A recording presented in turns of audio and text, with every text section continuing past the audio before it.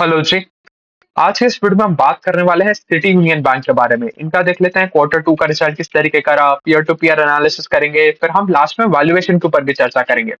अब देखो, पहले थोड़ा सा बैंक का बैकड्रॉप समझ लेते हैं। ये कोई बहुत फास्ट पेस पे ग्रोइंग बैंक नहीं है और हिस्ट्री में कभी था भी नहीं। ऐसा कभी भी नहीं रहा कि ये 15-20% के आसपास से ग्रो कर रहे हैं। इनका हमेशा से ही स्लगिश रेट ऑफ ग्रोथ था। तो मतलब कुछ अच्छी कहानी तो है नहीं। और हमें देखो फोकस करना है उन्हीं कंपनियों पे जिन पे ग्रोथ आ रही है, क्योंकि बिना ग्रोथ के आप अपना शेयर शेयर का प्राइस जो है उसको अप्रिशिएट नहीं करा सकते। देखो, कुछ कुछ एक्सेप्शन हमें देखने को मिलते हैं, बट उसमें समझना पड़ेगा कि सिचुएशन क्या बन रहा है। जैसे हम बात करें पीएनबी के बारे में, तो पीएनबी एक ऐसा बैंक है, एक ऐसा पीएसयू बैंक है जहां पर बहुत तगड़े रेट पे लोन बुक ग्रो नहीं करता, बट उसका शेयर प्राइस 25 रुपए से 150 रुपए भी पहुंच गया। तो वो क्या हुई, वो उसकी कहानी क्या हुई? अगर अभी भी देखोगे आप, तो पीएनबी अपना लोन बुक बढ़ा रहा है 11-12% के आसपास से। तो वहां पर हमें क्या देखने को मिला था, हमें वहां पर बहुत तगड़े पेस पे एसेट क्वालिटी सुधरता हुआ देखने को मिला था। तो आप देखो, उनके प्रोविजंस लगातार नेगेटिव आ रहे थे, इसीलिए उनके पैट में बहुत तगड़ा बूस्ट हमें देखने को मिल रहा था। तो उस वजह से उसका पी रेटिंग री रेटिंग हुआ, या प्राइस टू बुक का री रेटिंग हुआ। ये चीज हमें समझने का जरूरत है।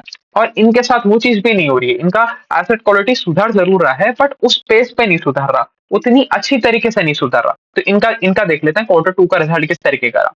शुरुआत करेंगे हम कंपनी के मार्केट कैप से, तो 12,600 करोड़ रुपए के आसपास का कंपनी का मार्केट कैप है। और अगर हम शुरुआत करें सबसे पहले ग्रोथ नंबर के साथ ही, तो कंपनी ने अपनी लोन बुक को बढ़ाया 12% ओवर वाई लेवल। मतलब बहुत ही बेकार ग्रोथ रेट एक बैंक के लिए स्पेसिफिकली, और इतने छोटे बैंक के लिए स्पेसिफिकली। तो मतलब बहुत ही खराब हाल है यहाँ पर, कुछ कुछ ढंग का यहाँ पर हो ही नहीं रहा है। अब देखो, अगर आप इनके लोन बुक साइज के बारे में बात करो, तो 48-49,000 करोड़ रुपीस के आसपास का यहाँ पर लोन बुक पहुंच गया। अब एक समझने की चीज देखते हैं। जहां पर हमारे पास एसबीआई बैठा है, जिसका 36 लाख करोड़ रुपए के आसपास का लोन बुक है। तो 36 लाख करोड़ रुपीस का लोन बुक ग्रो कर रहा है 13-14% के आसपास से। और आपका इतना छोटा लोन बुक है, 48-49,000 करोड़ रुपीस के आसपास का ही आपका लोन बुक है। उसको आप सिर्फ बढ़ा पाए 12% ओवर वाई लेवल। तो जो आपको छोटे बेस का फायदा मिलना चाहिए था, छोटे बेस पे आपको और भी ज्यादा रेट पे ग्रोथ दिखानी चाहिए थी, वो डिलीवर करने में आप नाकामयाब रह पाए। तो मतलब बहुत ही बुरा हाल। ये सिर्फ और सिर्फ भाई बैंक का ही कमी है कि आप अपना एक्सपेंशन ढंग से प्लान नहीं कर पाए, आप अपनी ग्रोथ ढंग से नहीं लेके आ पाए। क्योंकि आपसे बहुत बड़े साइज के बैंक्स भी आपसे ज्यादा पेस पे ग्रो कर रहे हैं, तो ये तो शर्मनाक बात ही है। अगर हम बात करें डिपॉजिट के ग्रोथ रेट के बारे में, तो वहां पर तो और भी हालत खराब है। वहां पर डिपॉजिट का ग्रोथ रेट इनको देखने को मिला 9% ओवर वाई वाई लेवल का। अब देखो, हम डिपॉजिट में चाहते क्या है? हम डिपॉजिट ये चाहते हैं कि देखो, एक बैंक जो है ना, वो एक लेवरेज एंटिटी होता है, तो कभी भी लेवरेज लेने से नहीं डरना चाहिए बैंक को। बट हम ये चाहते हैं कि भाई, जितना आप लोन बुक का ग्रोथ लेके आ रहे हो, आप उसके बराबर ही अपना डिपॉजिट का ग्रोथ भी लेके आओ, जिससे आपका जो लोन बुक का ग्रोथ है वो सस्टेनेबल रहे over a very long period of time. अब देखो यहाँ क्या हो रहा है, ये जो जो 3% का डेफिसिट है ना, देखो बैंक का काम क्या है? आप एक तरफ से पैसा लेते हो, दूसरी तरफ पैसा लेंड करते हो। तो अब आप ले तो 10 रुपए रहे हो, और लोन आप बांट रहे हो 12 रुपए का। तो ये जो 2 रुपया ये आप लेवरेज कर रहे हो। तो ये वाला कंपोनेंट बहुत तगड़े पेज पे नहीं बढ़ना चाहिए। देखो, एक bank 10 times leverage, 11 times leverage, 12 times leverage भी पहुंचते हैं, वो प्रॉब्लमेटिक पार्ट नहीं है। अभी हमने देखा था एक PSU bank, bank of India के बारे में हम बात कर रहे हैं, वो 18 टाइम्स लेवरेज तक पहुंच गया था, बट वो चीजें सस्टेनेबल नहीं है। अब उस पोजीशन पे आपको या तो आके क्यूआईपी करना पड़ेगा, या आपका लोन बुक का ग्रोथ रेट जो है वो नीचे आ जाएगा। तो देखो, एक चीज समझने का जरूरत है। अगर आपका लोन बुक बहुत तगड़े पेस पे ग्रो कर रहा है और आपका डिपॉजिट का पेस ऑफ ग्रोथ आ नहीं रहा, तो क्या होगा? रिवर्जन टू मीन होगा। आपका जो लोन बुक का पेस ऑफ ग्रोथ है वो आके मिल जाएगा आपकी डिपॉजिट के पेस ऑफ ग्रोथ के साथ। या फिर क्या होगा, आपको आपका डिपॉजिट का पेस ऑफ ग्रोथ बढ़ाना पड़ेगा। तो यहाँ पर तो दोनों तरफ से हालत खराब है। पहले तो आप कोई जबरदस्त पेस पे ग्रोथ कर नहीं रहे हो, आपकी लोन बुक कोई बहुत तगड़े पेस पे बढ़ नहीं रही है। आप सिर्फ और सिर्फ 12% के आसपास से बढ़ रहे हो, और 12% का भी आप डिपॉजिट का ग्रोथ रेट मैच नहीं कर पा रहे। तो और भी ज्यादा प्रॉब्लमैटिक पार्ट है। अगर अभी करंटली भी इनका लेवरेज देखेंगे, 8.5-9 टाइम्स लेवरेज के आसपास है। तो वो अपर लिमिट के पास पहुंचते जा रहे हैं। आप यहाँ से 10 टाइम्स लेवरेज हो जाएंगे, 11 टाइम्स लेवरेज हो जाएंगे, 12 टाइम्स लेवरेज हो जाएंगे, उससे ज्यादा ये लोग जा नहीं सकते। तो इस चीज के ऊपर भी हमें ध्यान देना पड़ेगा। और देखो, डिपॉजिट का ग्रोथ रेट हमें थोड़ा सा ये भी बताता है कि भाई आपका ब्रांड वैल्यू कितना है, आपके बैंक का ब्रांड वैल्यू कितना ज्यादा अच्छा है। क्योंकि जो अच्छे बैंक्स होते हैं वो ही अच्छे रेट पे डिपॉजिट लेके आ पाते हैं। तो इसके बारे में भी हमें ध्यान रखने की जरूरत है। अगर हम बात करें डिपॉजिट मिक्स के बारे में, हम बात करें कासा रेशो के बारे में, तो बाकी सारे बैंक्स की तरह इनका भी कासा रेशो ड्रॉप हो गया। ये कोई इतनी ज़्यादा प्रॉब्लमैटिक चीज़ नहीं है, बट डिपॉज़िट का पेस ऑफ ग्रोथ तो हमें ज़्यादा लेके आना पड़ेगा, तभी बात बनेगी। अगर हम देखें तो इनका कासा गिर गया from 31.5% to 29.4% over a Y Y level. तो ये चीज़ भी हमने देख ली। अब थोड़ी-सी बात कर लेते हैं इनके थोड़ा-सा मिक्स के बारे में, मतलब हम देख लेते हैं इनका कॉस्ट ऑफ फंड्स किस तरफ गए, इनका यील्ड ऑन एडवांसेस किस तरफ गए, उन सारी चीज़ों के बारे में बात करते हैं। तो देखो, बाकी सारे बैंक्स की तरह इनके भी कॉस्ट ऑफ फंड्स ऊपर गया है, कि मतलब जो आरबीआई रेपो रेट बढ़ा रहा है, तो इनका खर्चा भी बढ़ रहा है। ये जिस रेट पे इंटरेस्ट रेट पे पैसा उठा रहे हैं, जो लेवरेज वाला पैसा उठा रहे हैं, वो रेट भी ऊपर की तरफ गया है। तो वो अब 24 बेसिस पॉइंट से ऊपर पहुंच गया। और अगर हम यील्ड के बारे में बात करें, तो यील्ड सिर्फ 4% के आसपास ही बढ़ी। बट जो यील्ड ऑन इन्वेस्टमेंट है, मतलब ओवरऑल सारा का सारा पूरा का पूरा बुक मिला, तो उसके ऊपर कितना यील्ड बढ़ रहा है, वो थोड़ा सा ज्यादा पेस पे एक्सपैंड हुआ। इसकी वजह से हमें दोनों चीजों में एक्सपांशन देखने को मिला, स्प्रेड में भी एक्सपांशन देखने को मिला और निम्स में भी एक्सपांशन देखने को मिला। तो बढ़िया बात है, यहाँ पर भी कोई दिक्कत वाली बात है नहीं। अब देखो, अगर हम वाई वाई लेवल पे बात करें, तो निम्स एक्सपैंड होके पहुंच गए 3.67% के आसपास पे, और शायद क्वार्टर ऑन क्वार्टर पे डिप है, या क्वार्टर ऑन क्वार्टर पे राइस है, या वाई वाई लेवल पे डिप है, मतलब मोर और लेस कांस्टेंट ही रहे, कोई बहुत तगड़ा इंक्रीज भी नहीं आया, डिक्रीज भी नहीं आया। बट अगर आप थोड़े इनके हिस्टोरिकल पैरामीटर से देखोगे, तो आपको पता चलेगा इनका निम्स लगातार नीचे की तरफ ही आता जा रहा है। एक टाइम पे ये 2021 के आसपास ये अपने 4% के आसपास के निम्स को पहुंच गए थे। अब क्या हो रहा है, आपका लेवरेज बढ़ता जा रहा है, तो आप उतना आरओए नहीं कर पा रहे हो, उतना प्रॉफिट नहीं बना पा रहे हो, सॉरी, आरओए आपका बढ़ता जा रहा है, आपका उतना निम नहीं बना पा रहे हो। तो देखो क्या होती है कहानी। निम्स क्या होता है, NIMS spread divided by total asset. तो आपका स्प्रेड कम होता जा रहा है, बट आपका प्रॉफिट बढ़ता जा रहा है, तो आपका आरओए तो ऊपर जा रहा है, बट निम्स हमें नीचे जाते हुए देखने को मिल रहा है। इसको थोड़ा समझने की कोशिश करो, एक बार वापस समझते हैं। देखो, आरओए के दो कंपोनेंट क्या है, आरओए हम कैलकुलेट कैसे करते हैं, हम आरओए कैलकुलेट करते हैं net profit divided by total asset, that is आपका इक्विटी प्लस आपका डेट। तो ये हो गया आपका आरओए का कैलकुलेशन। अगर हम बात करें निम्स के बारे में, निम्स हम किस तरीके से कैलकुलेट करते हैं, निम्स हम कैलकुलेट करते हैं आपका जो स्प्रेड बन रहा है डिवाइडेड बाय आपका टोटल एसेट, कि भाई आपने 100 रुपए का आपको खर्चा आ रहा था, मतलब जो आपका नेट इंटरेस्ट इनकम है डिवाइडेड बाय टोटल एसेट, तो आपको 100 रुपए का खर्चा आ रहा था, 120 रुपए की आपकी कमाई थी, तो 20 divided by total number of assets, total asset का जो भी वैल्यू है उसे हम डिवाइड कर देंगे। तो ये इस तरीके से आपका निकलता है निम्स। तो क्या हो रहा है, आपका प्रॉफिट तो ऊपर की तरफ जा रहा है, इसकी वजह से आपका आरओए ऊपर जा रहा है, बट जो आपका जो डिफरेंस था, जो स्प्रेड था, जो interest expense minus interest income वाला कंपोनेंट था, वो नीचे आ रहा है। इसकी वजह से आपके निम्स नीचे आ रहे हैं। तो ठीक है, अच्छी बात तो नहीं है, बट आप आरओए में इंप्रूवमेंट लेके आ रहे हो, तो उसको हम एक बार के लिए छोड़ सकते हैं। एक बार के लिए हम उसको छोड़ सकते हैं कि भाई चलो, आप अपने रिटर्न ऑन एसेट्स बढ़ा रहे हो, इसकी वजह से आपका आरओई ऊपर जा रहा है, तो एक बार आपके निम्स में कंप्रेशन को हम सहन कर लेंगे, अभी हमें कोई उसमें प्रॉब्लम हमें देखने को मिल रही है। तो चलिए, ये चीज भी हमने समझ ली। इसके बाद हम देख लेते हैं इनका थोड़ा सा लोन बुक सेगमेंटेशन। ये जो 50,000 करोड़, 48-49,000 करोड़ रुपीस के आसपास का लोन बुक है, इसमें किस तरीके का सेगमेंटेशन है, इसको समझने की कोशिश करते हैं। अब देखो, इसमें सबसे बड़ा पोर्शन तो 38% है एमएसएमई सेगमेंट से, 19% आता है हमारा एग्रीकल्चरल से, 11% आता है joint lending non agree loan से, और रिमेनिंग 32% आता है हमारा अदर लोन से, कि भाई हाउसिंग लोन कर दिया, पर्सनल लोन कर दिया, व्हीकल लोन कर दिया, टू व्हीलर लोन कर दिया। तो ये बाकी सारा 32% यहाँ से आ रहा है। अब देखो, इसके अंदर भी एक और कंपोनेंट है। अब इसको अगर हम सब डिवाइड करें, तो हमें पता चलेगा इनका एक गोल्ड लोन का भी डिवीजन है। गोल्ड लोन वाला डिवीजन कहाँ कहाँ लगता है, आपके एमएसएमई लोन्स में गोल्ड लोन आता है, और आपके joint lending non agree loans में भी आपका गोल्ड लोन आता है।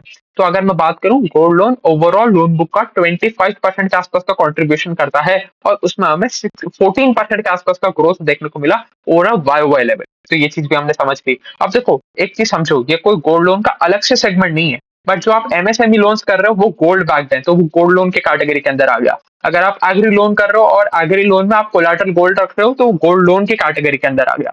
तो आप पूरा का पूरा गोल्ड लोन 25% कंट्रीब्यूट करता है आपकी ओवरऑल लोन बुक का, और वहां पर हमें 14% के आसपास का जंप देखने को मिला ओवरऑल वाई वाई लेवल। ये चीज भी हमने समझ ली। अगर हम अब बात करें थोड़ा सा इनके एसेट क्वालिटी के बारे में, तो बाकी बैंक्स की तरह इनकी भी एसेट क्वालिटी थोड़ी थोड़ी सुधर रही है। अब इनकी बहुत खराब एसेट क्वालिटी हुआ करती थी, अब बहुत खराब एसेट क्वालिटी से धीरे धीरे इसको सुधारते हुए लेके आ रहे हैं। बट यहाँ पर कहानी क्या हो रही है, जिस रेट पे सुधरनी चाहिए चीजें उस रेट पे नहीं आ रही, इसीलिए यहाँ पर हमें ग्रोथ नहीं देखने को मिल रहा। अगर हम बात करें, इनका ग्रॉस एनपी अब पहुंच गया है 3.54% के आसपास का, और नेट एनपीए पहुंच गया है 1.62% के आसपास का। अब फाइनली हम नंबर्स के ऊपर फोकस कर लेते हैं थोड़ा सा। अगर हम इनके नेट इंटरेस्ट इनकम के बारे में बात करें तो that went up by 8% over a Y level. Other income went up by 24% over a Y level. इसकी वजह से हमें टोटल इनकम में जंप देखने को मिला 10% के आसपास का। बट आपके प्रोविजंस बढ़ गए, प्रोविजन 25-26% के आसपास से बढ़ गए। और प्रोविजंस क्या होते हैं? प्रोविजंस होते हैं हमारे कि भाई मैनेजमेंट को ये लगता है कि भाई आगे चल के हमारा कोई लोन अगर खराब हो जाता है तो आज ही के ऑपरेटिंग प्रॉफिट में से, आज ही की कमाई में से उसके लिए थोड़ा सा पैसा साइड हटा के रख देते हैं, जिस दिन जब वो खराब होगा तब उस दिन हमें ये पैसा मदद करेगा। तो दीज आर प्रोविजंस। तो अगर प्रोविजंस बढ़ रहे हैं इसका मतलब मैनेजमेंट सीधा सीधा इंडिकेशन दे रहा है कि भाई हो सकता है आगे चल के हमारी एसेट क्वालिटी के नंबर्स थोड़े से बिगड़ जाए, हमारे cross NPA net NPA numbers थोड़े से ऊंचे हो जाए। तो हमारे लिए कभी भी राइजिंग प्रोविजन अच्छी चीज तो रहती नहीं है। अब देखो किसी कंपनी का बहुत ही स्टेबल प्रोविजंस पहुंच गए हैं कि भाई उसका ग्रॉस एनपीए पहुंच गया है, सपोज बैंक के केस में अगर हम बात करें तो इनका ग्रॉस एनपीए पहुंच गया 1% के आसपास का, नेट एनपीए पहुंच गया 0.2 0.3% के आसपास का। तो वहां पर अगर थोड़ा बहुत जंप देखने को मिल रहा है प्रोविजन में तो वो प्रॉब्लमैटिक पार्ट नहीं है। बट आप ऐसी कंपनी देख रहे हो जिसका 3-3.5 टाइम्स का ग्रॉस एनपीए, 3-3.5% के आसपास का ग्रॉस एनपीए, और वहां पर वो अपनी प्रोविजंस बढ़ा रहा है, तो प्रॉब्लमैटिक पार्ट है। क्योंकि अभी आप उस पेज पे हो जब अपने आप ग्रॉस एनपीए नंबर्स को और नीचे के ट्रेंड में लेके आना चाह रहे हो। नीचे के ट्रेंड में लेके आते हुए आप प्रोविजन नहीं बढ़ा सकते, तो इसलिए यहाँ पर ये थोड़ा सा ज्यादा नेगेटिव चीज बन जाती है। ये चीज भी हमें समझने की जरूरत है। अब देखो, अब एक और चीज समझ लेते हैं क्यों इनका ग्रोथ आ नहीं पा रहा है। अगर हम इनके थोड़ा ब्रांच नेटवर्क के बारे में बात करें तो कंपनी की 812 टोटल ब्रांचेस हैं, जिसमें से 528 ब्रांचेस हमारी तमिलनाडु में। तो अब आप देखो, आपका प्रेजेंस ऑलमोस्ट ऑलमोस्ट 23-24 स्टेट्स में है। आपका 24 स्टेट में प्रेजेंस होने के बाद आप अपनी 65-70% ब्रांचेस एक ही स्टेट में रखोगे, तो आप एक्सपैंड कैसे करोगे, आप ग्रोथ किस तरीके से लेके आओगे, ये चीज हमें समझने की जरूरत है। कि भाई अगर आपने सपोज अपने मोहल्ले में एक किराने की दुकान खोल ली, तो जब आप अगली दुकान खोलोगे तो आप अपने घर के बगल में या अपनी दुकान के बगल में ही थोड़ी खोल लोगे, आप वो दूसरे मोहल्ले में जाके खोलोगे। आप वहीं पर घुसा दो, वहीं पर उसी मोहल्ले में आप 10 किराने की दुकान खोल दो, तो भी आपका ग्रोथ तो नहीं आएगा ना। तो इनको ग्रोथ ढूंढने के लिए और दूसरे दूसरे स्टेट्स में जाके एक्सपेंशन करना चाहिए। वो ये लोग कर ही नहीं रहे, और उसके बावजूद जब इनको दिख रहा है कि हमें कोई और ग्रोथ हमें देखने को मिल ही नहीं रहा। आप देखो कभी भी हिस्टोरिकली ये बैंक 15-20%, 25% के आसपास से कभी ग्रो ही नहीं किया। इनका यही single digit to low double digit का ग्रोथ रहता है कि भाई हमने 7-8-9-10-12%, 15%, 15% भी बैरली कभी टच किया होगा। 12-13% के आसपास ये लोग मैक्स ग्रोथ करते हैं। क्वार्टर वन में भी यही नंबर्स थे इनके, क्वार्टर टू में भी यही नंबर्स हैं। तो कुछ कुछ खास कर नहीं रहा है ये बैंक। अब देखो थोड़ी सी और चीजें समझने की कोशिश करते हैं, थोड़ा सा वैल्यूएशन के ऊपर या पीयर टू पीयर एनालिसिस करने की कोशिश करते हैं। देखो हमारे पास अभी भी बहुत सारी ऐसी बैंक्स हैं, सपोज आपको आज उठ के आपका मन कर रहा है कि भाई मेरे को तो बैंक में इन्वेस्ट करना है, तो हम मेरे पास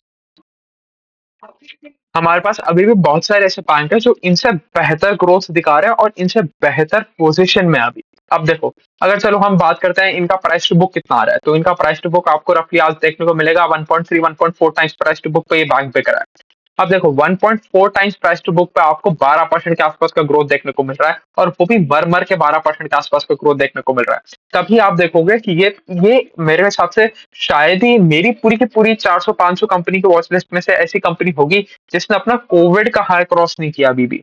ये अपने कोविड के हाई से नीचे है। 2020 में जो कोविड का फॉल आया था, अभी उन्होंने उसको भी क्रॉस नहीं किया। तो आप कैसे ही क्रॉस करोगे? आपके शेयर प्राइस में अप्रिसिएशन आएगा ही नहीं जब तक आप अपना ग्रोथ मैट्रिक्स ठीक नहीं करोगे। ये चीज हमें समझने की जरूरत है। अब देखो कहानी क्या हो रही है, थोड़ा समझते हैं। अब आप इस बैंक के लिए 1.3 1.4 टाइम्स अगर प्राइस टू बुक देख रहे हो, तो आप देखो आपके पास और दूसरे कितने बैंक्स पड़े। आप जाके देखो, सपोज आईडीएफसी फर्स्ट बैंक के बारे में हम देख लेते हैं। अगर आईडीएफसी फर्स्ट बैंक के बारे में बात करें तो इस बार उनका भी कोई बहुत अच्छा रिजल्ट नहीं आया था, बट फिर भी वो इनसे बेटर प्लेस्ड है। इनसे बेटर कैसे प्लेस्ड है?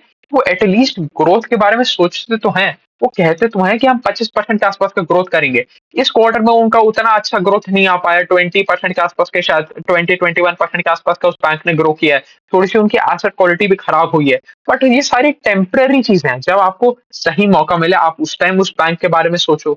आपको और बहुत सारे बैंक देखने को मिलेंगे। देखो, अगर कोई स्टॉक सस्ता बिक रहा है इसका मतलब ये नहीं है वो अच्छा है। हर हर सस्ती चीज अच्छी नहीं होती, ये चीज हमें समझने की जरूरत है। अगर देखो अगर हम बात करें किसी दूसरे बैंक के बारे में, सपोज हम बात कर लेते हैं कौन सा बैंक उठाएं, आप कोटक महिंद्रा बैंक के बारे में बात कर लेते हैं। तो प्रॉब्लम वहां पर भी देखो वही है, वहां पर इतना अच्छा बैंक था, ग्रोथ नहीं दिखाया, स्टॉक मार्केट को कोई मतलब नहीं है आपका कितना बड़ा नाम है। उसने ठुकाई पिटाई करी स्टॉक की, अब वो स्टॉक चल ही नहीं रहा, आप देखो 3 साल 4 साल का ग्रोथ आ ही नहीं रहा। तो यहाँ पर ब्रांड वैल्यू मैटर नहीं करता, हमारा सिर्फ एक चीज मैटर करता है, that is growth. IDFC first bank growth दिखा रहा था, आप देखो वो कहाँ का स्टॉक कहाँ पहुंच गया। अभी पिछले 3 क्वार्टर से उसने अच्छा रिजल्ट नहीं दिया, आप देख लो वहां से कहाँ पहुंच गया। तो आपको सारे के सारे फैक्टर्स हैं ग्रोथ के ऊपर। तो आप कितना ग्रोथ डिलीवर कर सकते हो, कितना कंसिस्टेंटली ग्रोथ को डिलीवर कर सकते हो, कितनी एसेट क्वालिटी मेंटेन करके ग्रोथ को डिलीवर कर सकते हो, सारी की सारी चीजें यहाँ पर है। देखो सारे के सारे बिजनेसेस हैं, 1 क्वार्टर 2 क्वार्टर 3 क्वार्टर ऊपर नीचे चलता है, वहां पर कोई प्रॉब्लमेटिक पार्ट नहीं है। बट आप एक बहुत लंबे समय तक खराब रिजल्ट देते हो और उसके बाद आपका कोई मतलब उसको उसको ठीक करने की भी आपकी इच्छा नहीं है कि भाई चलो अभी तक चीजें खराब चल रही थी, अगले क्वार्टर से हम सुधारने की एटलीस्ट कोशिश करेंगे, आप उसमें भी नहीं लगे हुए हो। तो ये तो बहुत ही बेकार बात है, मतलब ऐसी कंपनी लेके तो हमारा पैसा बनने नहीं वाला। तो चलिए मोटा मोटी यही थी कहानी सिटी यूनियन बैंक के बारे में। अभी के लिए इतना ही रखते हैं। Thank you.